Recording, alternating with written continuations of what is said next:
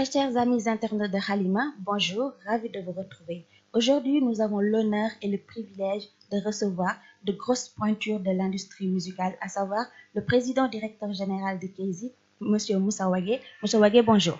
Bonjour. Et Madame Emma Faye, directrice générale de KZ Sénégal. Madame Faye, bonjour. Bonjour. Alors, Madame Faye, comment vous vous présentez aux internautes de Halima? Eh bien, je m'appelle donc Madame Faye, je suis la directrice générale de KZ Sénégal. Nos bureaux sont ouverts ici à Dakar depuis bientôt 2 ans. J'ai été mandatée par Moussa Wagué, fondateur de KZ, pour gérer la structure au Sénégal. Comment s'est fait votre intégration à KZ Sénégal? À KZ Sénégal? Alors, elle s'est bien passée parce que j'étais là dès le début. Moi, j'ai rencontré Moussa Wagué quand je travaillais à Paris dans un label que j'avais créé où je travaillais avec des artistes sénégalais. Dans ce cadre-là, j'étais distribuée par Monsieur Wagué et c'est à cette occasion qu'on s'est rencontrés. Et comme il savait que je connaissais très bien le Sénégal et de nombreux rappeurs sénégalais, il m'a proposé de venir travailler ici. Et en tant que femme, comment parvenez-vous à gérer ce milieu dominé généralement par des hommes? Très bien, je le gère très bien. Madame Faye, on va revenir à vous. Monsieur Wagué, comment vous vous présentez aux internautes? Moi, je suis le fondateur de la société KZ, donc c'est-à-dire que c'est moi qui ai créé la société. On l'a créée il y a bientôt 20 ans. Donc, c'était pour répondre à certains besoins d'artistes indépendants. Donc, ça fait 20 ans que la société existe et on est en train de se développer un peu partout dans le monde aujourd'hui. Donc, ça se passe très bien. D'où vous est venue l'idée de création de KZ? L'idée m'est venue parce que j'étais moi-même artiste à une certaine époque et on rencontrait des difficultés. Et j'ai voulu créer une société qui empêche aux futurs artistes de rencontrer les problèmes auxquels moi j'avais été confronté. Voilà, donc on a essayé d'apporter des solutions en termes de distribution, en termes de production, d'édition, de management, de booking, pour les clips, la communication, essayer de répondre à toutes les demandes qu'un artiste peut avoir et lui permettre de se professionnaliser avec le temps. Voilà. Pourquoi le nom KZ? Le nom KZ, c'est le nom d'une plateforme déjà de streaming qu'on avait créé et que malheureusement on s'est fait voler et symboliquement on a gardé le nom. Après, pour KZ, il y a le nom Keys qui veut dire clé. Donc parce que le logo que vous voyez là s'appelle une clé de Fa. Les gens connaissent principalement la clé de Sol, c'est celle qu'on connaît le mieux. Et c'est un peu pour dire qu'on va vous faire découvrir une musique que vous ne connaissez pas, des artistes que vous ne connaissez pas, mais qui ont quand même beaucoup de talent. Voilà. En quelle année KZ a été créé? Comme je vous ai dit, on a commencé à bientôt 20 ans. Officiellement, c'était le 8 août 2000 que la première forme de la structure a été créée. Il y a eu plusieurs phases. On a été en association pour commencer parce que ça nous permettait d'évaluer le marché. Ensuite, en 2004, on est passé en société. Ça s'appelait pas encore KZ. Le nom KZ est arrivé en 2010. Justement, quand il y a eu ce problème avec cette plateforme, on a changé le nom pour se remémorer cette plateforme qu'on s'était fait voler. Et on a gardé le nom KZ et depuis on avance avec ça. Donc, toutes les sociétés portent le nom KZ, accroché à cela l'activité qui correspond. Donc il y a KZ distribution, KZ publishing pour les éditions, KZ communication, KZ trading pour les ventes, KZ label pour la production, etc. Et puis on espère qu'il y aura encore d'autres sociétés. Donc à ce jour dans le monde, le groupe KZ c'est à peu près 30 sociétés. Voilà. Donc dans différents métiers différents. Et dans chaque société, il y a un directeur qui gère. Exactement, ça c'est pour la partie musicale. On a une stratégie qui est beaucoup africaine. Donc dans chaque pays où on s'implante, il y a un directeur qui chapeaute l'équipe sur place avec ses assistants. Ils sont chargés de gérer, de structurer l'industrie dans le pays où on s'implante, de proposer nos services aux artistes et aux labels. Voilà. Vous êtes implanté dans combien de pays? Combien, je sais pas. On a le premier bureau qui avait été ouvert en France. Ensuite, on a ouvert la première filiale à Londres. Deuxième filiale au Canada, Montréal. Ensuite, c'est là que la société a pris un virage sur le marché africain. Donc, je suis venu en 2009 la première fois pour le business au Mali, pour étudier le marché africain. Et en 2014, on a ouvert le premier bureau en Afrique qui était au Mali. On a enchaîné avec la Côte d'Ivoire, le Togo, le Sénégal qui est arrivé en 4e position. Et on poursuit les ouvertures actuellement Guinée, Bénin, Congo qui est en cours, Maroc qui est en cours, Burkina, Cameroun. Voilà, il y a beaucoup de pays. Donc l'idée c'est de se développer en 2 phases. Une première phase qui est francophone, faire tous les pays francophones, d'Afrique francophone. Et une fois que c'est fait, on passera aux pays d'Afrique anglophone. Voilà. Quel genre de musique fait Kizit?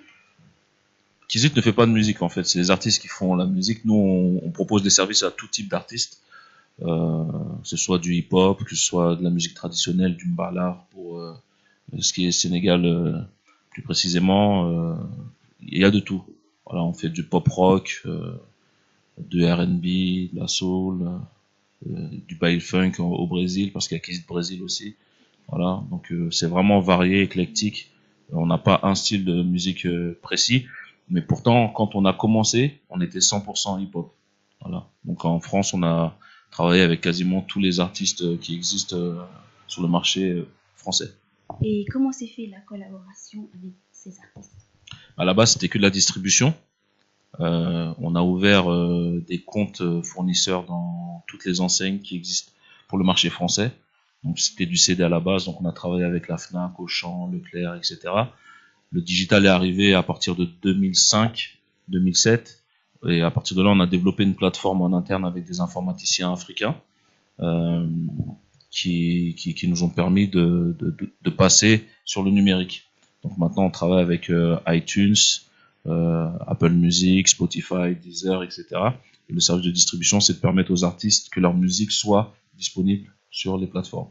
Voilà. Et quel rapport entretenez-vous avec ces artistes? Pour la distribution, c'est très simple, hein, le rapport est contractuel. Toujours, il y a toujours un contrat qui est rédigé entre nous et les artistes.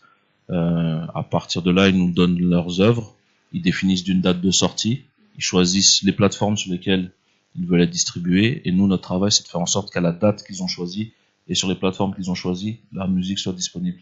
Voilà. Et après, on leur rend des comptes tous les mois, tous les trimestres. Ils peuvent suivre leur vente sur un espace qu'on a créé spécialement pour eux et demander leur paiement, leurs royalties directement. Donc là, c'est très simple, ça se passe assez bien. Et en tant que jeune entrepreneur, on imagine que le chemin n'a pas dû être facile pour vous. Bon, on va dire, j'étais jeune, je sais pas si je suis jeune encore, ça fait 20 ans. J'ai commencé, j'avais 20 ans, aujourd'hui j'ai 40 ans, donc j'ai toujours la même motivation. Les difficultés que j'ai rencontrées, il y en a eu beaucoup. D'abord financières, parce que ça coûte de l'argent de créer un business. Donc c'est que de l'autofinancement et réinvestir l'argent qu'on gagne au fur et à mesure.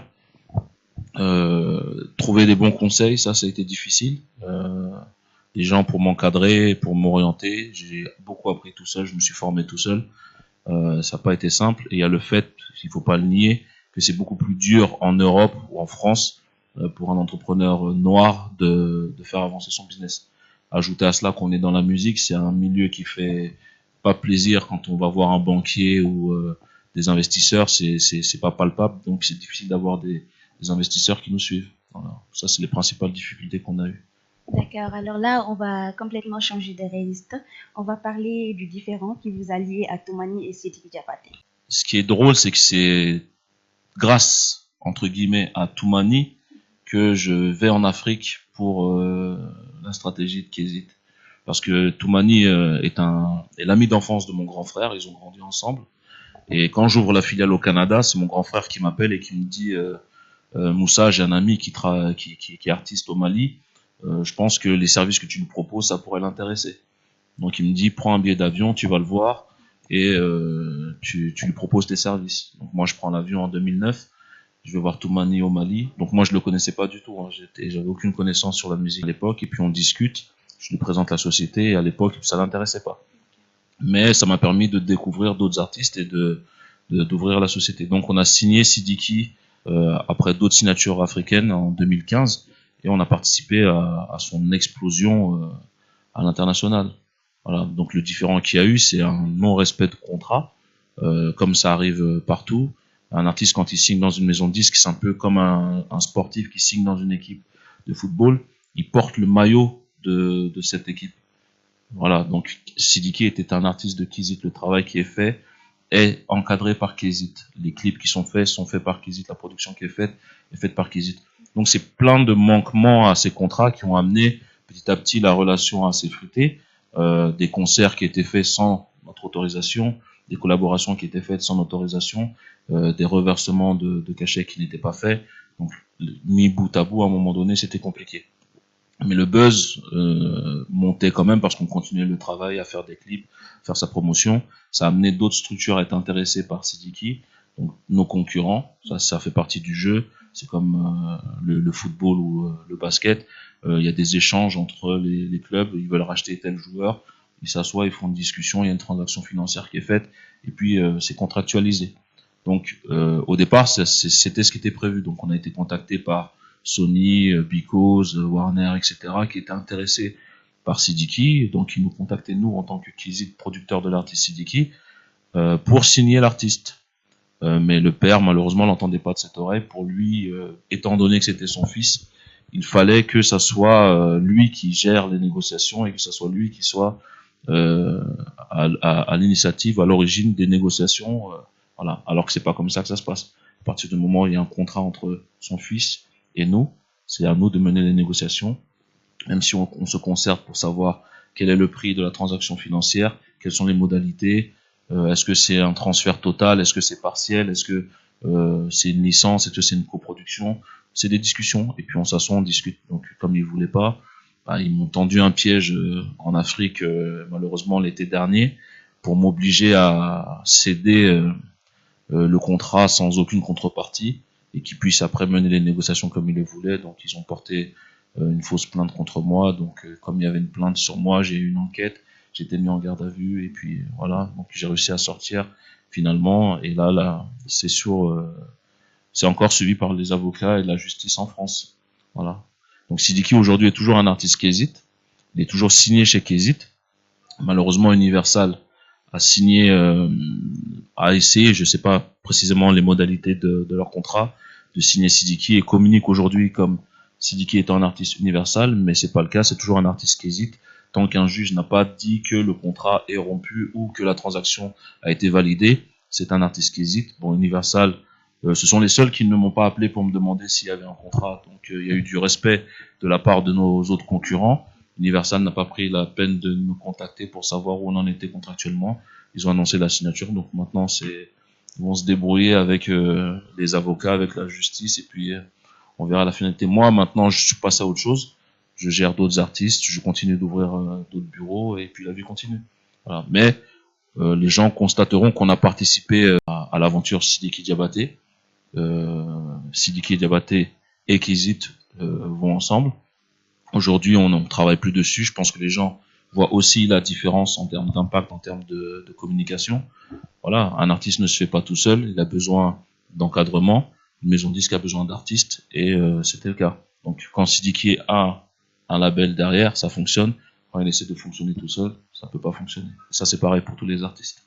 D'accord. Voilà. Et dans le communiqué qui a été publié, on vous a vu parler de préjudice de plus de 4 millions d'euros. Vous nous expliquez un peu? C'est plein de choses mis bout à bout parce que nous, tous les manquements qu'il y a eu de la part de l'artiste sur les 3 ans qu'on a passé ensemble, on note tout.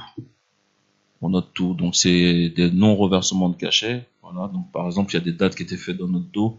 Mais il faut savoir qu'il y a un pourcentage qui nous revient sur tous les événements qui sont faits. Et normalement, c'est à nous qui hésitent d'encaisser les cachets de l'artiste et de reverser la part de l'artiste. Nous, on garde notre part. Donc ce qui se passait, c'est que par exemple, je donne un exemple tout bête, il y avait un concert qui était organisé au Burkina Faso. On a négocié le cachet avec l'organisateur, mais je ne sais comment le papa est parti prendre l'argent et j'ai jamais vu ma part. Donc c'est plein de choses comme ça mis bout à bout qui font que c'est monté à des sommes astronomiques et on a essayé de négocier et de calmer le jeu à l'amiable pour pas que ça s'ébruite de trop, mais à un moment donné on pouvait plus, c'était parti trop loin. Voilà. Alors vous avez signé avec Toumani. Pour être précis, j'ai signé avec le label de Toumani, donc qui englobe Toumani Diabaté, ses artistes, donc ses fils, et tous les artistes qui faisaient partie de son label. Et donc, on a signé un contrat à part avec Sidiki Diabaté, qui concerne Sidiki Diabaté. Mais en gros, la famille Diabaté, théoriquement, était en contrat avec Kézit. Voilà, donc c'est ce qui est en train d'être débattu au niveau des tribunaux pour savoir si qui n'a pas respecté son contrat. Et puis on verra ce que les juges diront. Moi, je suis serein, pas de problème. Inch'Allah. Ouais. Alors, Madame Faye, vous êtes la directrice de Kézit Sénégal. Nous avons vu que le groupe Safari est dans votre label. Ça fait 2 ans, dans votre maison de disques, dis-moi, ça fait 2 ans que vous êtes en collaboration. Comment vous voyez l'évolution du groupe Safari? Effectivement, le groupe Safari fait partie des tout premiers artistes qu'on a signés en arrivant. On n'avait pas encore de bureau, pour être très honnête. Nous, on a pour l'instant essentiellement travaillé autour du maxi. Et je pense que tout le monde fait le même constat. Safari monte tranquillement, mais sûrement, et progresse bien. Nous, on constate aussi, parce que la force de Kézit, c'est quand même son réseau dans tous ces pays qui ont été cités par Moussa. On constate, là, ils reviennent d'une tournée africaine et ils nous ont confirmé que dans tous les pays qu'ils ont fait, on leur a parlé du groupe Safari. Ce qui, je pense, avant la signature chez Kézit, n'était pas le cas. Même si elles avaient déjà quand même une notoriété, ça on n'en discute pas, mais c'est évident que c'est grâce au soutien de la structure et au travail des équipes de Kézit, parce que nous on est là à Dakar en première ligne pour travailler avec le groupe, mais on est soutenu par le siège à Paris et par nos collègues qui sont dans les autres pays. Hein. Donc on croit fort en elles, on aime beaucoup ce qu'elles font. Une des forces de Kézit, c'est de laisser aux artistes leur liberté artistique, justement. Ce qui permet à nos artistes d'être très libres et de faire ce qu'elles aiment. Et c'est quand on fait ce qu'on aime qu'on fait bien les choses, finalement. Donc je pense que la plupart des Sénégalais ont entendu Faut pas forcer, Mon chocolat, Del Ballet. Il y avait 6 titres en tout sur ce maxi. Donc pour nous, c'est pour l'instant une réussite. Mais on n'est qu'au début. D'accord. Voilà. Avant que le groupe Safari ne vienne dans votre maison de disques, on avait remarqué que le groupe faisait d'autres genres musicaux, mais une fois dans votre label, ils ont complètement changé de genre musical. Est-ce que c'est vous qui leur proposez la musique ou c'est leur inspiration Alors c'est exactement ce que je viens de dire, c'est que nous, alors bien sûr on est là en tant que conseil, mais vraiment dans la mesure du possible, on les laisse faire leur choix, que ce soit sur les beatmakers, donc les gens qui créent les morceaux, ou sur les studios dans lesquels elles veulent enregistrer. En l'occurrence, pour ce projet-là, elles avaient une idée très précise d'avec qui elles voulaient travailler. Il s'agissait de Akache, qui est un excellent beatmaker, et qui a participé à la réussite de ce projet. Ça, c'est sûr. Mais ça vient d'elles. Voilà, c'est leur talent. Aussi, on a assisté au départ de Hamzo Dalla. Pourquoi Hamzo Dalla ne fait plus partie de Kézit? Donc là, c'est la première fois que je vais m'exprimer sur ce sujet. Hamzo ne fait plus partie de Kézit parce que on n'avait pas la même vision des choses, en fait. Nous, on n'a absolument aucun problème avec lui. On s'est mis d'accord. Voilà, on n'avait pas la même vision des choses. Il n'était pas forcément d'accord avec nos méthodes de travail. Nous, on n'allait pas changer nos méthodes de travail pour lui. Donc voilà, on a arrêté en tout bien tout honneur. En réalité, c'est pas complètement terminé. On est en train d'arrêter. Pourquoi? Parce que c'est de l'administratif, de la paperasse. Mais c'est un peu comme Sidiki, quoi. Il est toujours sous contrat avec nous tant qu'on n'a pas fini de régler tout ça. Mais comme je le dis très régulièrement, moi je suis pas là pour bloquer les carrières des artistes. Donc il nous a demandé une faveur, à savoir le laisser sortir son album. On l'a fait. Voilà. Et on continue la partie administrative. Mais effectivement, on se dirige vers une fin de contrat. Ngaka Blindé, connu comme artiste de Kézit, comment vous avez vécu son emprisonnement? Béné, pour lui surtout. Ça n'a pas été une période très facile pour lui avant tout, une fois de plus, pour nous non plus. On est très content de le savoir dehors et on lui souhaite vraiment d'aller mieux parce qu'il a aussi eu des problèmes de santé. Je sais que là aujourd'hui il va mieux, on discute très régulièrement au téléphone. Et donc c'était un épisode malheureux qui j'espère ne se reproduira pas. Chouagui, comment vivez-vous l'évolution du streaming? L'évolution du streaming, c'est un peu comme chaque époque. il y a une mutation du support qui permet d'écouter la musique. Nos parents étaient à l'époque du vinyle. Nous, on est arrivé avec le CD, le MD, etc. Maintenant, il y a le streaming qui remplace le téléchargement, qui lui-même a remplacé le CD. Voilà, c'est juste une évolution, c'est juste un changement de support. Ça change rien à l'industrie, je pense. Nous, en tant que professionnels de la musique, on doit juste réfléchir à permettre aux utilisateurs d'écouter la musique, quel que soit le support qu'ils veulent. Donc, c'est-à-dire qu'il y a des gens qui préfèrent écouter de la musique sur cassette, encore aujourd'hui.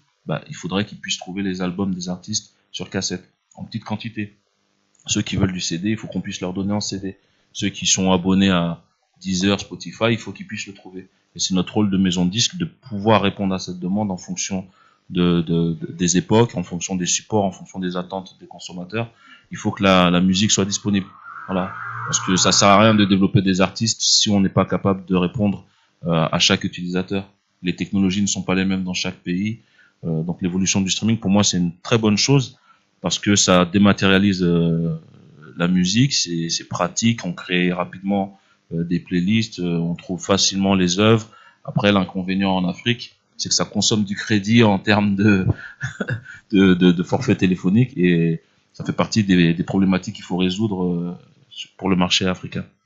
Alors, mais c'est une bonne chose. D'accord. Kézit a-t-il une maison mère? La maison mère, c'est Kézit Group, qui est basée aujourd'hui à Paris. On réfléchit à l'installer en Afrique. On réfléchit plus que ça, même on va la transférer en Afrique dans les mois qui arrivent, parce que notre objectif, c'est de devenir la maison de disque numéro 1 en Afrique, de devenir la prochaine major. D'ailleurs, on tourne un reportage sur l'histoire de Kézit avec notre ami réalisateur Romain Pellilo et qui est Yaminch, qui nous suit, prend les images, on fait des interviews d'artistes dans tous les pays dans lesquels on passe, dans tous les pays où il y a Kézit, pour expliquer notre travail, ça consiste en quoi, pour que les gens comprennent ce qu'on est en train de faire, notre vision, et peut-être que ça nous amènera beaucoup plus d'artistes. Voilà. Donc, maison mère bientôt en Afrique, je sais pas encore quel pays. Emma Faye est en train d'essayer de me charmer pour l'installer au Sénégal. Voilà. Bon, ça va, elle est bien partie, mais c'est pas gagné encore. Donc la Côte d'Ivoire aussi, il met du sien. Donc on va voir, on est en train d'analyser stratégiquement c'est quoi le meilleur endroit pour nous, sachant que nos concurrents, on sait, ils sont déjà présents au Sénégal, en Côte d'Ivoire. Donc est-ce qu'on va où nos concurrents sont, est-ce qu'on va ailleurs? On est en train d'analyser tout ça. Quels sont les grands projets futurs de Kézit? Il y a plein de projets et je peux malheureusement pas tous les citer. On prépare une plateforme de streaming à destination du marché africain. Donc ça fait déjà presque 3 ans qu'on est en train de bosser dessus. Elle tarde à sortir parce qu'on veut vraiment qu'elle soit parfaite quand on la sort. Donc c'est un des gros projets qu'on a. On prépare un festival itinérant, donc pour permettre à nos artistes de faire des représentations scéniques dans tous les pays où on a implanté, et permettre aussi aux artistes qui sont en distribution et nos partenaires de participer. C'est pas fermé à Kézit. Continuer les ouvertures de bureaux, la phase francophone comme je vous ai expliqué. Ensuite, passer à la phase anglophone. Et ça, c'est un autre marché, c'est d'autres méthodes de travail. Ouais. Et puis toujours continuer le travail sur nos artistes. Au Sénégal, il y a l'album de One Lyrical qui arrive, il y a Mami Victory. On continue le travail sur Safari, qui est un des étendards de Kézit. Il y a le petit Keshi aussi qui est pas mal, en qui on croit, qui est avec nous. Après, malheureusement, comme vous le disiez tout à l'heure, il y a eu des départs. Chose que je rajouterais, c'est que c'est pas totalement pareil que Sidiki, parce qu'avec Omzo, il n'y a aucun problème humain. C'est vraiment quelqu'un de respectueux. On est parti juste parce qu'il y a un désaccord, ça arrive, mais il n'y a aucun problème entre Omzo et Kézit. C'est pas du tout pareil. Voilà, c'est la petite différence qu'il y a. Voilà, on se sépare, mais on se sépare en très bons termes. On lui souhaite le meilleur, et je pense que lui aussi souhaite le meilleur à Kézit, et c'est l'essentiel. Voilà. Tout à l'heure, j'ai entendu Emma parler de tournée. Pouvez-vous nous dire de la tournée? C'est la tournée des bureaux. En fait, j'avais prévu l'été dernier d'ouvrir les bureaux du Bénin, de Guinée, etc. Malheureusement, avec l'épisode qui s'est passé, j'ai pas pu le faire. Donc on est en train de rattraper le retard sur ces ouvertures, on finalise, et c'est toujours le même process d'implantation de Kizit en Afrique. Et donc je fais le tour des bureaux pour le reportage, d'une part, et pour faire le point avec les équipes, est-ce que ça se passe bien, est-ce que les bureaux sont bien ouverts, est-ce que les artistes sont satisfaits des services qu'on propose, est-ce que tout se passe bien. C'est mon rôle de contrôleur, donc tous les 2-3 mois je fais une petite tournée, voilà. Je dis jamais dans quel ordre j'arrive. Service après moi. Voilà, c'est ça. Alors, Madame Faye, qu'est-ce qui se prépare avec One Lyrical? Ah bah, il y a un album qui est très attendu. On nous en parle souvent. Il est terminé. L'album est terminé, masterisé. Le cover est prêt. Donc là, on est vraiment dans la dernière ligne droite. C'est un très très bon album, en toute objectivité bien sûr. Mais c'est vrai que c'est un artiste avec lequel c'est très agréable de travailler. D'abord parce qu'il a beaucoup de talent, ensuite parce qu'il est à l'écoute. C'est vrai que nous, on rencontre des difficultés avec nos artistes qui ont parfois du mal à accepter les règles. Quand on est un artiste indépendant, bah, c'est sûr que dès qu'on a un peu de sous, on peut aller faire un clip, on peut faire quelque chose là tout de suite, hop, et le sortir. Quand on est un artiste signé dans une maison de disques, il y a des procédures, il y a des stratégies, il y a des règles à respecter, il y a des autorisations à avoir. Et de temps en temps, les artistes ont un peu de mal à s'habituer à cette méthode, on va dire. Et c'est vrai qu'en l'occurrence, avec One Lyrical, ça a été plus facile qu'avec d'autres artistes, parce qu'il a tout de suite été à l'écoute des conseils qu'on lui a donnés. Alors, de la même façon que pour Safari, il a eu le choix de ses beatmakers, de ses studios, mais lui, il est toujours venu nous voir en partageant ses informations, puis en nous demandant notre avis sur, par exemple, le choix du titre de son album, qui, on trouve, est un titre très percutant. Il s'appelle Potentiel. C'est très parlant, en fait, parce qu'il a un gros potentiel, parce que l'album est très diversifié, il montre toute la panel que l'artiste peut faire, quoi. Donc nous, c'est un produit sur lequel on croit beaucoup, et on souhaite à One, et à nous bien sûr, de réussir cette sortie. Mais on a peu d'inquiétude. C'est quand la sortie de l'album? Prochainement. Pas de date. Pas de date pour l'instant. Que dites-vous aux jeunes artistes sénégalais qui ont besoin d'être produits? D'être produits, bah, qu'il faut se rapprocher de structures qui peuvent vous produire. Nous, on est toujours là pour répondre aux questions, de leur proposer les services qu'on peut leur proposer. C'est vrai que là, tu parles de production, c'est quand même très spécifique, la production. C'est pas un contrat qu'on peut proposer à l'ensemble des artistes sénégalais. On choisit quand même les artistes avec lesquels on travaille en production. Par contre, tout ce qui concerne la distribution et essentiellement en numérique, là vraiment, nous on est ouvert à tous les artistes sénégalais. On reçoit ici quotidiennement 2 à 3 artistes qui viennent nous voir. Certains signent, d'autres pas. Certains viennent chercher des conseils, d'autres savent déjà qu'ils veulent signer. On discute, on s'explique, on est très clair sur ce qu'on propose. Comme l'expliquait Moussa tout à l'heure, quand un artiste signe en distribution, c'est contractuel. On est censé s'occuper que de la distribution. Nous, on a fait le choix, avec mon responsable communication et mon directeur artistique, d'aller un peu plus loin et de les soutenir aussi au niveau de la communication, c'est-à-dire que quotidiennement sur nos réseaux sociaux, on va partager, donc les artistes sont contactés régulièrement, nous envoient leurs informations, j'ai sorti un single, j'ai sorti un clip, et hop, nous, on va transférer, partager ça sur nos réseaux. Donc voilà, certains viennent juste pour nous poser des questions sur l'industrie de la musique, nous demander des conseils, nous demander d'être produits, évidemment. Mais malheureusement, c'est pas quelque chose qu'on peut proposer à tout le monde, la production. C'est quand même des gros investissements. Ça, il faut que les gens le comprennent. Comment voyez-vous la musique sénégalaise en général? Bah moi, je l'aime beaucoup. Hein. Ça fait 20 ans que je viens ici. Je suis passionnée de musique, moi-même musicienne. Donc, je l'aime beaucoup. Je pense que en ce moment, elle est dans cette dynamique d'essayer d'un peu de s'ouvrir, parce que je pense que son gros problème, c'est qu'elle est très auto-centrée sur le Sénégal, notamment avec le mbala, pour plusieurs raisons. La langue, déjà. Le Wolof n'est pas comme le Bambara ou le Manding, une langue parlée dans plusieurs pays de la sous-région. Et le rythme du mbala, il est quand même très spécifique. Les Sénégalaises le savent bien. Mais là, les jeunes talents qu'on voit ces derniers temps, je trouve que justement, ils cherchent un peu à s'ouvrir au niveau de la rythmique, au niveau des paroles. Par exemple, One Lyrical a fait l'effort de chanter un peu en français, en anglais, il y a même de l'espagnol. Il a mis un peu de musique mandingue, il a mis de l'afro-trap. Donc il n'est pas resté auto-centré sur du mbala wolof. Voilà. Donc moi j'ai beaucoup d'espoir pour la musique sénégalaise. Il y a de gros talents, hein, il y a de très gros artistes.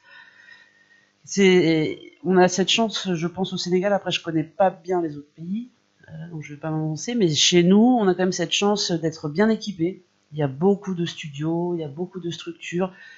Les gens sont quand même au courant, connaissent, même si c'est les balbutiements, l'industrie de la musique, savent comment faire, savent qu'il faut mixer, masteriser. Voilà, il y a de très très bons beatmakers au Sénégal. Nous, on a été amenés à travailler avec Omzo Beat, Passa Beat. Ils n'ont rien à envier d'être grands beatmakers français ou américains. Hein. Donc, gros potentiel, pour ne pas citer le nom de l'album. Des projets pour le Sénégal? Là, le premier projet, c'est l'album de One. Il y aura ensuite celui de Mamie Victory, aussi qui est terminé.